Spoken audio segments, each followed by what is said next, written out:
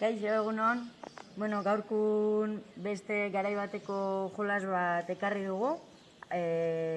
Kasu hontan tabak dira, tabak edo tortoloxak. Beste herri batzutan, herrialde batzutan igual beste izen bat hartzen dute, baina guk tabak deituko dugu.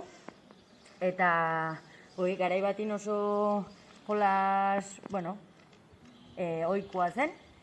Eta hortan jolasteko bertugu tabak, dila arkumin belauneko ezurrak, eta pelota bat edo generalin kanika bat izaten da, baina guk erabiliko dugu joku erresago egiteko beste pelota mota bat. Orduan, erabiliko dugu lau, erresago egiteko erabiliko dugu lau tortoloxa edo lau taba, hauek adibidez. Eta ingo dugu eskuan hartu, pixkata astindu, eta maira edo, jolasten nahi gantokira bota.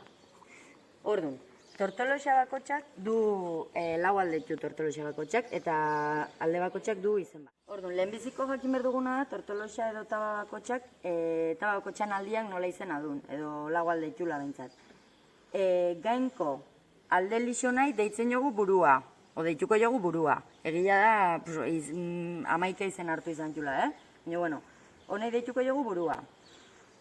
Zolua duen aldiai deituko jogu zolua. Zoluan beste aldeko aldiai, ipurdi pixka datetzen jo nahi, deituko jogu lepua.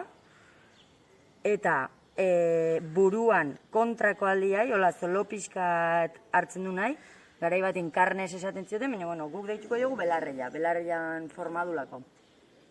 Orduan, maira botata, maira edo dakagun tokira botata, lortu berdu jokalari bakotxak, pelota, airea botata, adibidez, esango dugu, zolua, eta inbertut, lauak mailan dozten lau tortoloxak edo tabak, zolo posizioan utzi.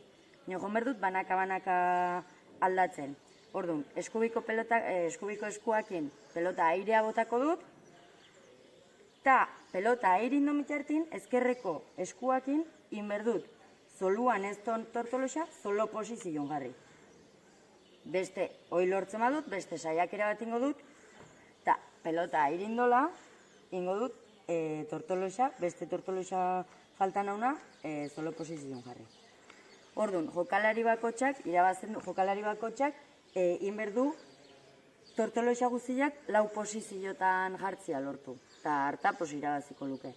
Eta, txanda batin, airea botata, ez ba nau denboa maten, nahi duten posizioan jartzia tortoloxa, txanda galtzen dut, eta hurrengo jokalaria bazten da. Eta hori da, jolasteko aldaera oikona, beste 11 aldaera duzte, baina hori da gu gaur ekarri duguna.